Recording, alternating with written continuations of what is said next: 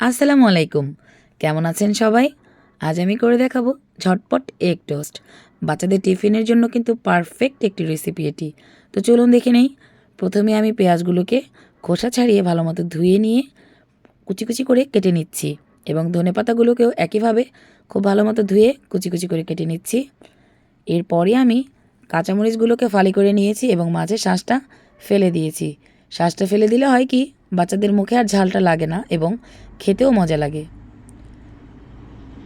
তো সব কিছু কাটা হয়ে গেলে আমি একটি বলে এই সব কিছু নিয়ে নিলাম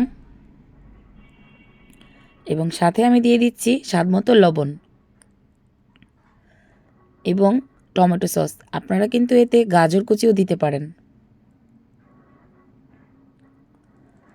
তো টমেটো সস দেওয়া হয়ে গেলে আমি সব কিছুকে ভালো মতো হাতে মেখে নিচ্ছি।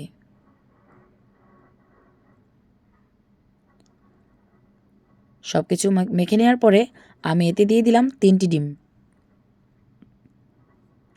ডিম 3টি দেওয়ার পরে খুব ভালো মতো ফেটে নিতে হবে। আপনারা হাতে, কাঁটা চামচে কিংবা বিটারেও বিট করে নিতে পারেন।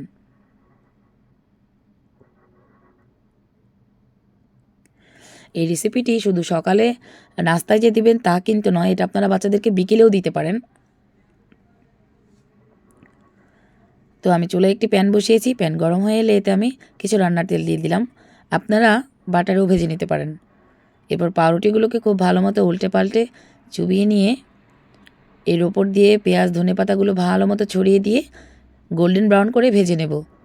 একটু খেয়াল করুন।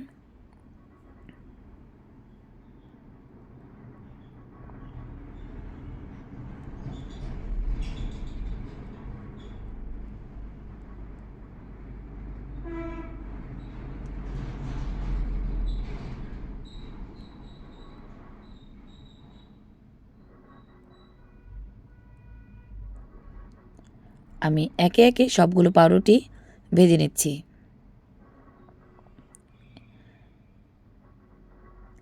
আপনারা এগ টোস্টের সাথে বাচ্চাদেরকে কিছু সালাদ দিয়ে দিতে পারেন, যেমন টমেটো স্লাইস বা শসা স্লাইস। এরপর আমি একটি প্লেটে পরিবেশন করে নিলাম এবং সামান্য সস দিলাম সাথে খাবার জন্যে। কেমন লাগলো আমার রেসিপি? ভালো লাগলে অবশ্যই সাবস্ক্রাইব করবেন এবং লাইক কমেন্ট করবেন। আসসালামু আলাইকুম, সবাই ভালো থাকবেন।